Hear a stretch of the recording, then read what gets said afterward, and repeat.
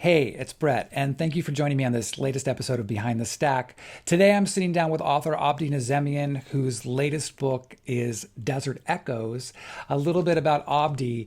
He is the winner of the 2024 Stonewall Award and the 2024 Lambda Literary Award for his novel Only This Beautiful Moment. His book, Like a Love Story, was a Stonewall Honor Book and one of Time Magazine's best YA books of all time. He is also the author of the young adult novels The Chandler Legacies and The Authentics. His novel The Walk-In Closet won the Lambda Literary Award for LGBT debut fiction. His screenwriting credits include the films The Artist's Wife, The Quiet, and Menendez Blood Brothers, and the television series Ordinary Joe and The Village. He has been an executive producer and an associate producer on numerous films, including Call Me By Your Name, Little Woods, and The House of Tomorrow. He lives in Los Angeles with his husband and two children and their dog Disco, and you can find him online at abdinazemian.com. I will also link that below. So enjoy this conversation, and thanks for being here. Did you like that I've coordinated my outfit with your book cover I today? love it. I just realized when I sat down, I was like, I'm a little coordinated. First of all, for our listeners or our viewers, I was thinking back, like the first time I met you, I think was probably a little over a year ago. And it was at this Palm Springs, I think it was like a gay book festival. Does that sound right? That it was And right. It you, was a Palm Springs book festival called Pride on the Page. that's right. And you were on a panel, and I was outside, like standing there passing out buttons for the Gays Reading podcast. And I remember you coming out and we're talking, and I was like, oh my God, he's so funny. And I had one of your books, I think The Chandler Legacies, and had not read it yet. Like you do, you buy a book and then don't Yeah. read it. But and then we just started chatting, and I was like, oh my God, I really like this person, and he's so quick and funny and fast and like my people. And so here we are. I'm Um so happy to be here. Yes. And I remember that you gave me a lot of free books at that event. yeah, there were a lot of free books at that event. So yeah. I was very appreciative. Um but I would love to back up for our listeners and viewers who don't know anything about you. So wait, your family moved from Iran when you were two, right after the Islamic Revolution, correct? Correct. Yeah. And you were in Paris for 5 years? We were in Paris. Yeah, we left, right as the revolution was getting started, before it got, even worse. We were in Paris for 5 years, and then Toronto for 3 years after that. And then my family moved to New York, kind of to the suburbs of New York in Westchester. And then now they live in New York City. I moved to Los Angeles after college to start working in film and television, and then never looked back. But yeah, so a lot of journeying. Wow, a lot of places. And then you were in Connecticut for boarding school at Choate. Yes, correct. And then you were in Columbia. Well, what did you go to Columbia for? So I went to Columbia. I mean, I really went to Columbia for a liberal arts degree. I was going to be a film major, and I decided to switch to English. Okay. So I graduated with an English major, and then many years later, kind of in between what I would call phase one of my career and phase two of my career, I went and got an MBA at UCLA, which is one of the wilder things I've ever done. Yeah. And so what was your thought process there? Was it like, what were you going to do with that? Well, I mean, my thought process there was that I was coming off of the 2007, 2008 screenwriter strike. At that point, I had really only been a feature writer, not a TV Hmm. writer. And that industry pretty much went away. The world of paying writers to develop screenplays that were not giant IP properties was gone. Like, I was getting paid to write the strangest things for studios.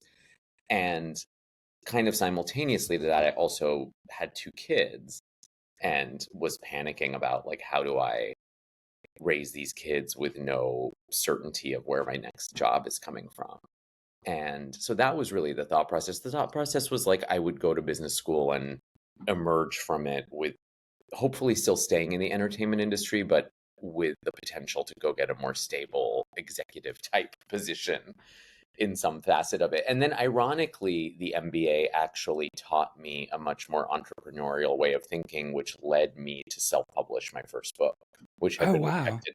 Yeah, so my first novel, The Walk-in Closet, was rejected by every publisher, which many writers have the same story that I have, which is, you get rejected everywhere, you give up, and then at some point, the fire comes back. And so in my case, I decided to self-publish it. It ended up winning the Lambda Literary Award for Best Debut.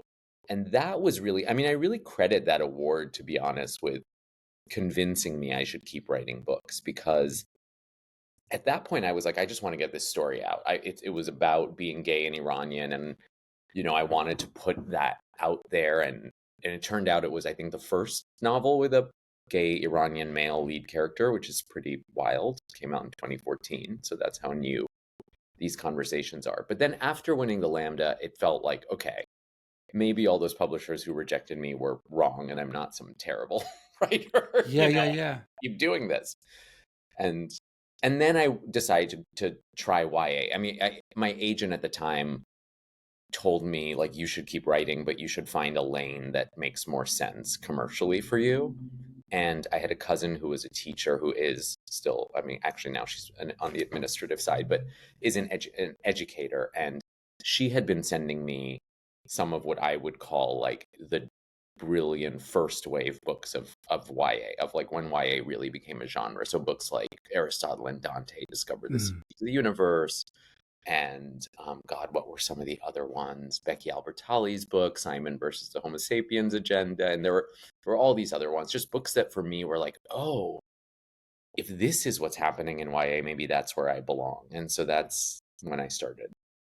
And that's how it happened. Yeah, It's interesting because I think a lot of people have a perception about what YA is, or they hear YA. And I yeah. was thinking about it last night because I wish there was somehow a different name for it, because there is a maturity and a sophistication and amazing storytelling happening under this genre that I Cool. think a lot of people, adults specifically, will miss out on Well, I because, mean, look, yes, I agree, and I deal with a lot of like the snobbery of the literary establishment. I mean, yeah, most of the kind of established literary papers barely cover YA, and if they do, it's in a very kind of, in my opinion, like ungenerous way, toward the actual artistry of it. But one thing that did make me very happy is like my novel, Like a Love Story, which is YA, and is about three teenagers getting involved in AIDS activism in the 80s and ACT UP. And it's, I think it's a book many adults love too, but oh my it God. was on this Time magazine list of 100 best YA books of all time. And when I opened up that list, one of the things that really surprised and delighted me was seeing that it was there with lots of modern YA books, but also there with To Kill a Mockingbird and The Diary of Anne Frank and Little Women, and a lot of books that would now be considered YA that at the time were not, because that genre had not been designated as a Sure. marketable thing yet. So I always just think, for me as a storyteller, it's a marketing genre. Like it's so that there can be a shelf in the bookstore for people who have teenagers to lead them to. Within YA, you have, just as in other genres, you have like your poppy books, you have your mysteries, you have your romances, you have your literary YA, you have YA written in prose, you have historical fiction YA, you have like Yeah. all, just, it runs the gamut. And it, I guess for me, as somebody who is in YA and who has so many friends who are doing such ambitious things in YA, it's sometimes frustrating how many people won't even take a look at what's being done in the genre. Yeah, it's interesting. And I also think it in the last, say, 10 years, it's exploded so much, maybe longer, because I remember reading some of these things, but it was literally like The Perks of Being a Wallflower, Oh, and yes. which is an incredible, incredible book. Great book. But in terms of someone being gay and young, there really wasn't anything. I mean, not that I can, not that I really can No. remember. I mean, I was trying to pull stuff out of a separate piece. You know what I Yes, mean? totally. Oh, of I mean, course, I remember A Separate Piece very well. I was a I boarding was student. trying to like read into it, and but there really wasn't a lot. But I No. know now, I just look at the vastness of it. But It's very Going, powerful. Yeah. Thing I'll say on behalf of all YA writers, not just myself, is, my favorite artist, Madonna, often quotes my favorite writer, James Baldwin, who says artists are here to disturb the peace. And I do believe that in some way. We're also here to create peace and bring peace, but we're also here to shake things up and make people see things that they feel uncomfortable seeing. And, you know, for better or for worse, although I think many of the literary writers and people at the New York Times don't want to admit it, the people who are disturbing the peace right now are YA and children's authors. I mean, there, we're the yeah, ones being banned, we're the ones being threatened, we're the ones like holding our heads up high and telling the stories a lot of people are afraid of right now. And, you know, sometimes it would be nice if that were taken a little more seriously. sure. And I do have to say, like going back, because I just finished Like a Love Story, and for me, it, to say it resonated with me, it was so impactful, and I was so moved by it because that was my time. All of it you were talking about was, I was slightly older than these characters at the start, but Right. all of it and all of these kind of feelings and thoughts and the fear of AIDS and all of it Yeah. was so right on the nose. I don't know. I just thought it was fantastic. I started texting people yesterday who I know read YA on Bookstagram. I'm like, have you read this yet? Have you read this Oh, yet? thank you.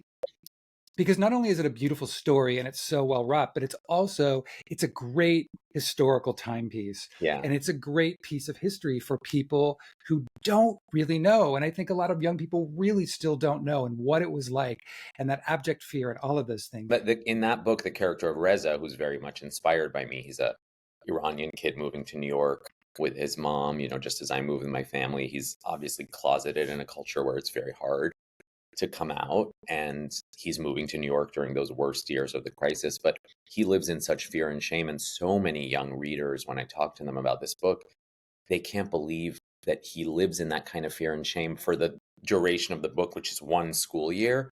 And Yeah. I tell them, you have to understand, I lived like that until my mid 20s. Like, Yeah. That's I it. barely had any sexual intimacy. I was so afraid of getting sick, of destroying my family, of so many things. Like, they can't quite imagine what it is to live in that level of fear for so long. Like, and 100%. it's such a I powerful. remember constantly checking my body for Yeah. like any kind of discoloration, anything that would look up, anything, I would be like, oh my God, oh my God. And I Yes. mean, Everything I put in that book came from the fear of like, oh my God, I have a hangnail, I have a cut. that's Can I, right. what if I get, and it's absolutely wild. I mean, I had my first HIV test when I was in my first relationship, and I had not had any sex at that point. And I mean, I cried until I got the results because I was so convinced I was Yeah, going to be sick. And despite never having done anything, and it really speaks to how the messaging of that era, especially when you were my age, when you were so young and when the messaging began, it did its job, which was to convince you not to take not to have, risks. that's right.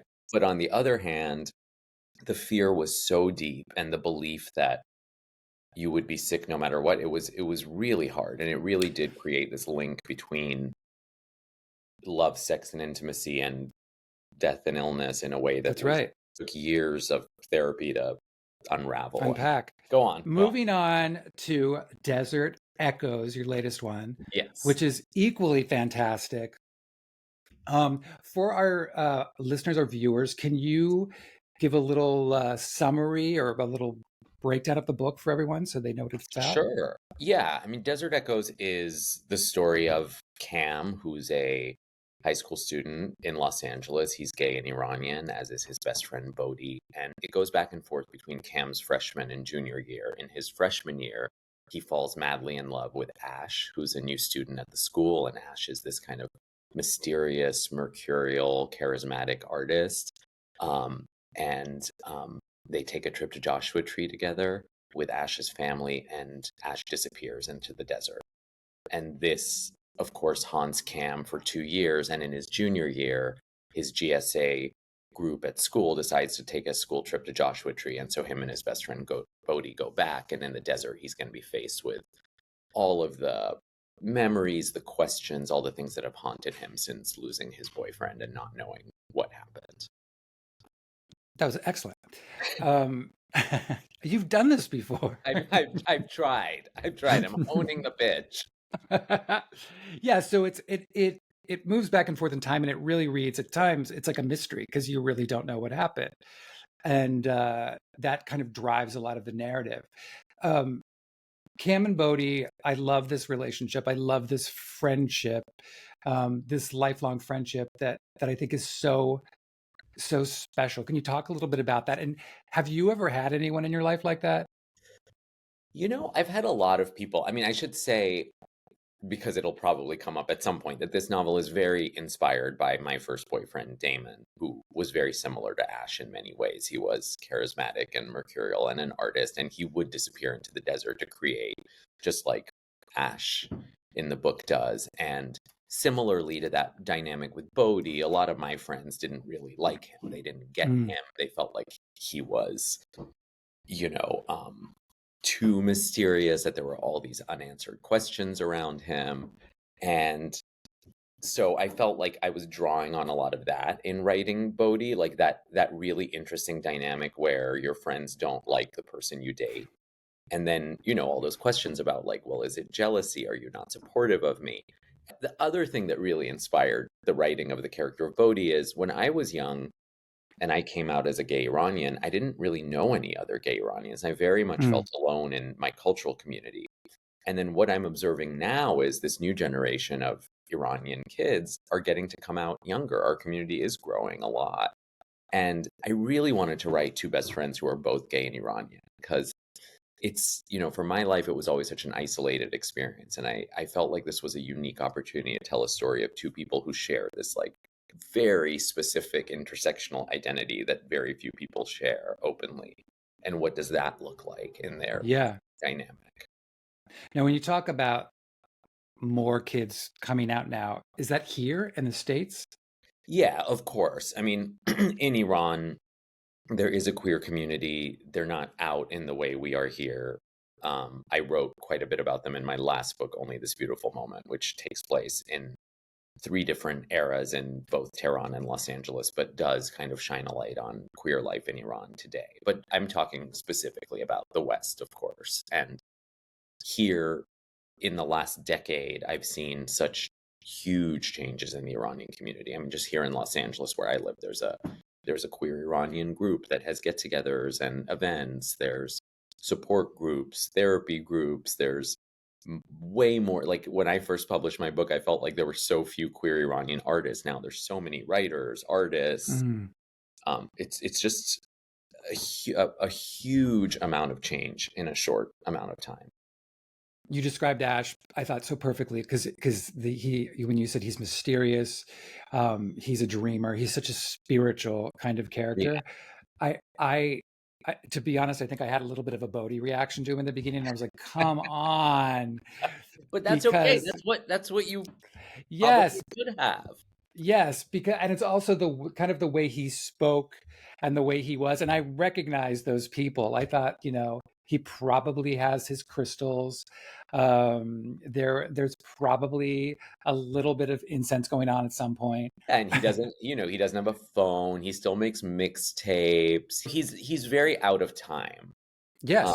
which is something I love. I mean, I always felt like I was out of time growing up. I was obsessed with like old movies from the 30s and 40s when I was growing up in the 80s and 90s. And, I Yeah, really, even the way he approaches literature, the way he talks yes, about books, the way he, yes, in one respect, I can completely understand falling under this guy's spell because if you're under the spell, it's everything. yes. But I just, as the cynic that I am, as I'm reading it, I was like, dude, come on, come on. I was completely having a Bodhi reaction to him Yeah. completely, which was really funny. One of the other really interesting things about this, and I know, and this is something you address, I know it comes up in like a love story. I don't know how much in the other two, but the parents, the kind of conservative view and the conservative view on homosexuality. Can you talk a little bit about that?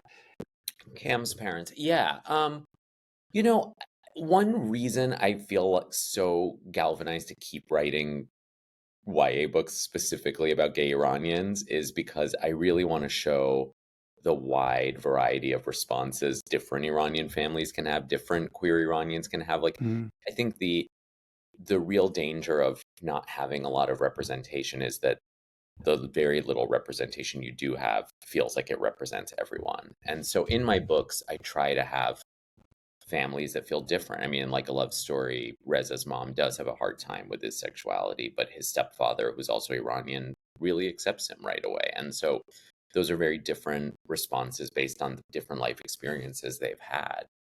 Because in that book, the stepfather had been living in New York a lot longer, had been exposed to gay people in a way that his mother hadn't. I mean, in this book, I really wanted to explore the kind of very specific sense of denial and compartmentalization that can happen in our families, and I think in many families, be they sure. Iranian or other immigrant families or Western families, like it's Or not WASP families. or WASP, certainly WASP families, yeah. But you know what I'm talking about. It's like Yeah, it's the family that is still there for you physically. They're sitting next to you at dinner, you're going on vacations together, but they're not asking questions about your romantic life. They're not seeing the whole you. They kind of only want to see the part of you that they feel comfortable with. And they say they accept the other parts of you, but they hold it at a distance. sure. And what does that look like? And I think that is something I've explored in a lot of my books because it was my life experience, and it's one that I find we don't talk about enough. Like there's a lot of examples of like parents kicking their kids out and telling their kids they'll never talk to them again. And I'm like, yeah, that never happened to me or most people I know. What happened was just this like subtle freeze, you know? Mm. It's like you feel the love, but you also know the love can't hold this part of you. And so you start to also withhold your own self. And it takes a lot to kind of bring all of that together. When did you first come out to your parents?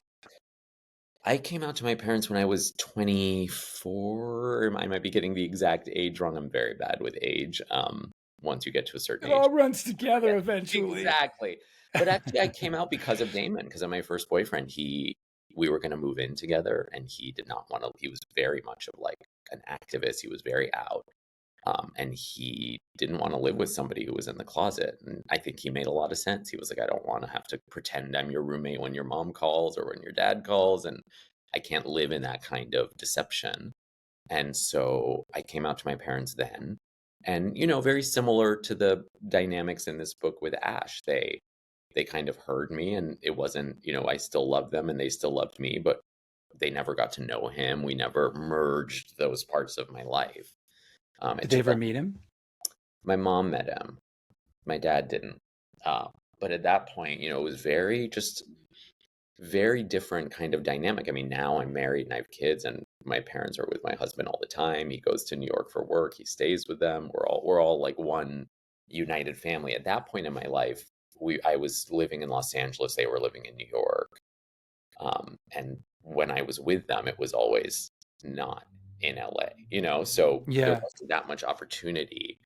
We would have had to make a real effort for that to cross. And in retrospect, I can admit my own part in it, which is also that as much as it was hard that they didn't maybe make the overtures to get to know him better, I also didn't push that hard for it to happen because it was also more comfortable for me to keep Of my life course. separate. And I think that's something we have to talk about as well, is we often, I think, as queer people compartmentalize pieces of ourselves. I mean, even just look at social media. I feel like half the gay people I know have like their private gay group that they do stories for, and then Yeah, the it's ones this that it's they this beam off weird to kind the of like, heterosexual world. yeah, it's this strange kind of almost code switching Yes, that happens, that it's like, I'll be gay for this, or the right. merging of the worlds. And I think it's an ongoing thing. And I certainly think surely young people, like I look at my son, I look at that there's such a difference now with a lot of the way they Yeah. relate, because they don't. But for so many of us who grew up in such a different time, I found it very hard. Do you think with your parents?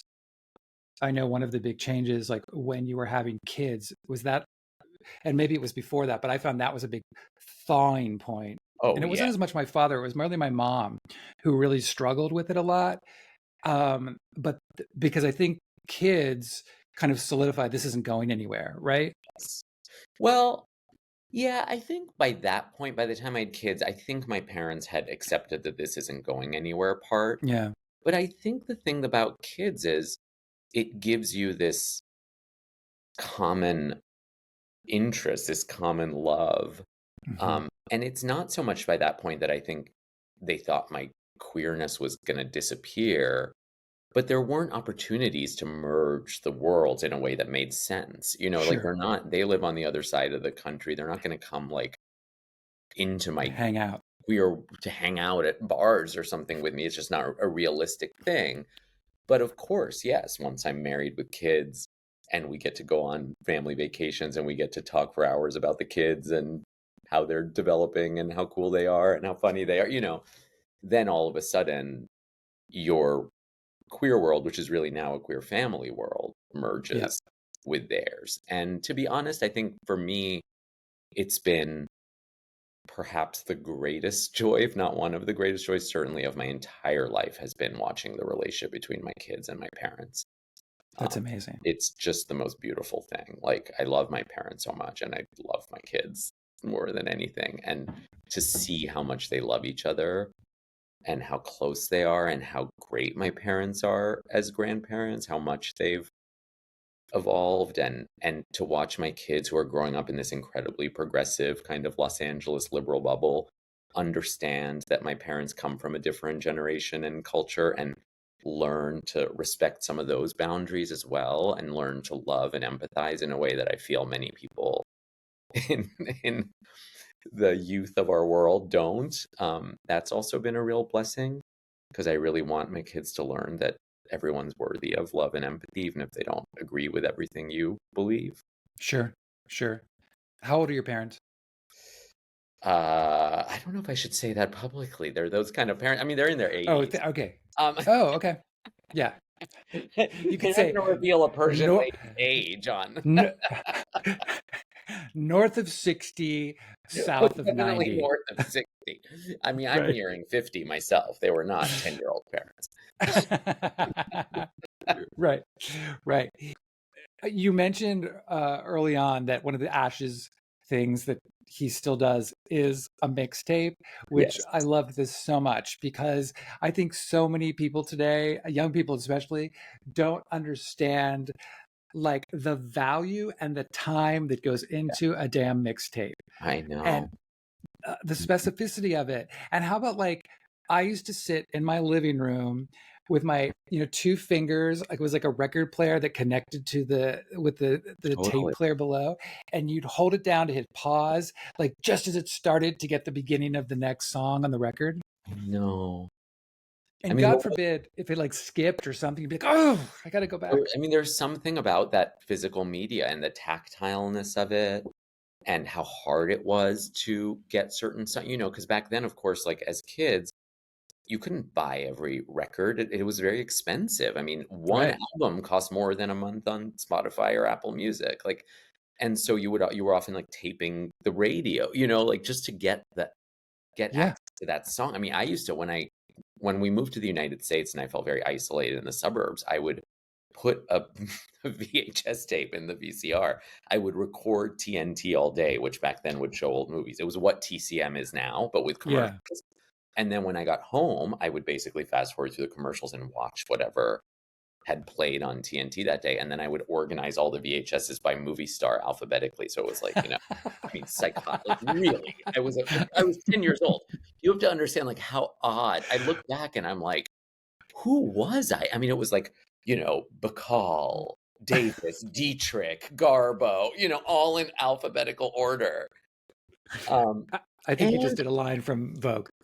I did. Well, yes, yes. But it was really interesting. And one thing I talk about in like a love story, and I'm just so fascinated by, is the way that as young queer people we find these queer icons without That's even the knowing. next thing I was going to talk to you about. Yes, yes. It absolutely is one of the most fascinating things in the whole world. I was 10 years old. I was already obsessed with Madonna, so obsessed I made my parents take me to the Virgin tour when I was 8, which is wild.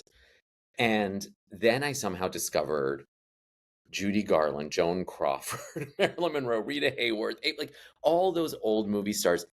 How? Like, how did they weren't made What's of built egg. into the They DNA? exposed me. Yeah. Yeah. And I didn't know they were gay icons until I was much older. And I think there's a No. line in like Love Story which came from my life where when I did come out to my parents, I said to them like, "How did you not think I was gay when I literally turned the storage closet of our house into the Madonna room?" I mean, it was a Madonna room. We had a Madonna room in our house. And my mom said, "We thought you had a crush on her."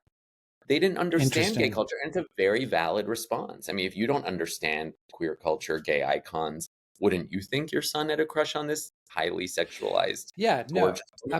You absolutely. know? Like, Yeah. Yeah. But it does continue like very much in in Desert Echoes, it's Lana Del Rey.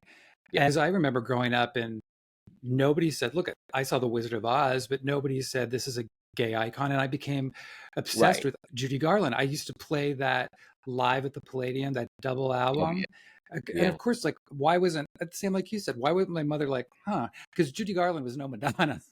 And, But but, did your mom know? I mean, see, my mom wouldn't have known. um, Like we loved my whole family loves Bette Midler, and now my kids love Bette Midler. They've seen more Bette Midler movies than any other actor. Like my dad was obsessed with Bette Midler. My dad was obsessed with Cher. I didn't realize because my parents loved those people too. And by the way, my parents went to see Madonna without me a few years ago. So like it interesting. stuck, and they love Yeah. Madonna. So I didn't know they were gay icons because my parents liked them too, and all that. You know, it it didn't seem that unusual until I went into gay culture and I was like, "Holy shit, everyone I'm obsessed Yeah. with." Like, And there was probably not, there also wasn't the dissemination of information like there is now too. So you no, couldn't not at all. suddenly, open an app and be like, hi, here you go, all this stuff at your fingertips. Of course, now you know this, but you watch each generation. You have the kids who were the boys who were into the Britney thing, and Yes. now it's Chapel Roan who has become like the new Lady Gaga.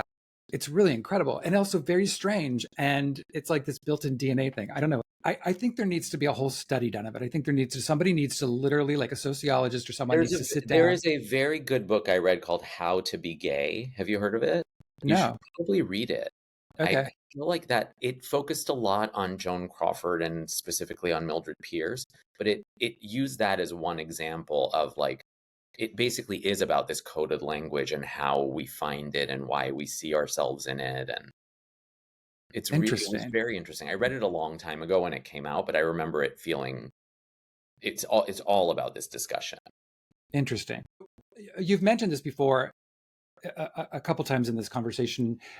How much are you pulling from your life? How much are you working through your novels? I mean, I know you said in the past that Chandler Legacies was kind of influenced by your experience being at Choate. Um, do you find yourself working through stuff? And I don't mean Yeah, in I like mean, a really therapeutic starting. way. No, I do. I really do. I mean, I tell people my books are emotionally autobiographical, at least Mm, starting with Like a Love Story. Like a Love Story to me is where I started to write much more honestly and really found my voice. I'm not one of those authors who feels like everything I've written is perfect or great. Like I really like my first two books, but I feel like I was still learning a lot about how to write a novel and I wasn't quite ready to fully be honest about my experience. Both of those novels are narrated by the female characters, just as one example of how I wasn't ready mm, to fully inhabit my own queer experience. With Like a Love Story, I feel like I really pushed myself to go to all the places that I feared putting on the page, all the fear, the vulnerability, the shame, the thoughts that, I felt like if anyone ever saw them, they would not love me anymore because I was so broken. yeah. And of course, the irony is that's what resonates most. And then it heals you because you realize, why have I been hiding all this? I was never alone. A whole generation of people went through the same experience. And it was such a powerful healing thing. And since then, I do feel like each book is emotionally autobiographical, but they don't bear any resemblance to my life in Mhm, mhm. a literal way. Like Desert Echoes is very inspired by my own experience of falling in love at a young age with someone who I perceived as being so much stronger than me in personality and who inspired me and who over time I realized was not the strong rock I thought he was, and that he was Sure. actually very damaged. And it's about that experience of healing. It's a little bit about survivor's guilt. I know as a queer person, I've lost so many other close friends as well through the years to suicide and addiction. And I always felt this feeling of like, why am I surviving? Why am I still thriving? Like, why did these other people who in many cases seemed more together, more successful than me at a young age, not make it? And so it's also about how do you heal and how do you like allow yourself to find love and joy again, knowing that someone you loved never got that. Um, yeah, Yeah, because the other thing I wanted to ask you about is a lot of the themes in your book deal with grief and loss and mourning. yeah, And what I appreciate so much about the way you write these topics is you don't shy away from them, yeah, and they feel very authentic and very real. And so I thanks. really I appreciate Yeah, that as a reader, and I think that's what makes us as the reader connect and yeah. empathize with these characters so much. I hope so. And also, these are universal themes. I mean, maybe someone didn't live through the worst of the HIV/AIDS crisis, but they've, Right. they've lived through other crises. I mean, so many young people I talk to about the book make links between what we went through in COVID and what they went through and try to find those through lines of history. They're looking at how Reagan responded to the crisis he was faced with versus how Trump responded. They're looking, it's so fascinating to use storytelling as this way to connect And bridge. generations. And I do try. I'm very, I hopefully your listeners can tell that I'm like a hopeful, optimistic human who has leaned into like seeking love and connection all through my life. And I feel like one of the things I love in writing these books is showing people that the grief and the pain and the trauma always coexist with the love and the community and the music and the fun and the colors. Like it's all one big swirl of life. And that's something like I remember talking to ACT UP members when I was researching like a love story, and they would say, yeah, we were enraged and we were grieving our whole community, and then at night we would go dancing all night, and Yeah. we would cruise the meetings even though we knew that there was this like they were finding joy and love even in that horrible time. And similarly, for Only This Beautiful Moment, I was talking to people who have lived in Iran, who know the queer community there, and it's so repressive, but they find ways to congregate, they find ways to feel joy, they find ways to connect and be intimate. So it's always a reminder that like the power of life is that no matter how bad it gets, you can find the light as well. And you could persevere. Yeah, The last thing I want to just really quickly touch on the book banning thing, because yeah, you have been affected, and yeah, what just for people who don't really understand, who like hear it in a very kind of nebulous kind of way, but can you just talk about that? Like it's just got to be the yeah. strangest thing. Oh, it's completely bizarre. I mean, I'll say on a personal level, when it really started for me, I responded in a way that I wish I hadn't, which is I let it really get to me. I got very angry. I got defensive. I would respond online. Um, and I mean, that's a very human reaction, but it was taking me down. It was kind of breaking me down, which I think is exactly what the book banners want. They want us to be angry and afraid and reactionary. And I think what I've learned is to just stand strong in my values. Like the best thing we can do as authors is present our work openly with an open heart Mm, and ignore it as hard as that is. Um, I think for people who don't know, the typical response I get when my book gets banned in another district, because it does happen district by district. It's not like your book is banned in the right. United States. But people often they just like congratulate you as if it's a badge of honor.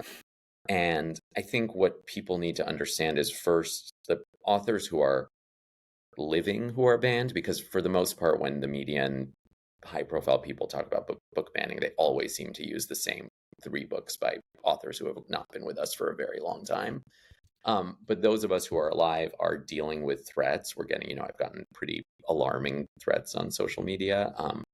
That is not a pleasant feeling. It's really scary, especially when you're not somebody who can afford security and you have a schedule that's very public where you're doing event Yeah. after event. It's just not like a positive. It's not a badge of honor. The other thing is it really doesn't improve sales. It's like I think that's another big. They did a big study on this, like especially for YAs, the majority of sales come from schools and libraries, and part of the purpose of the bans is to stop schools and libraries from stocking books. And in many of my school visits, I meet educators, but especially librarians, who are buying books out of their own pockets because they can't get them approved anymore. They can't risk stocking queer books from the school budgets anymore. So the book banners are getting what they want there. So I just think if people were more educated, they would realize there's no positive when an author gets banned. It's not a good experience or something to congratulate someone for. It's pretty alarming. And then when you zoom out of your own experience, of course, there's just the heartbreaking reality that if you're not in a community like ours here in LA, all over our own country, let alone the world, there's young people living in communities where their parents, because it really is parent led, the book bans for the most part, their parents are telling the schools not to teach any queer books. Right. That means Right. they're growing up Erasure. in environments. Yeah.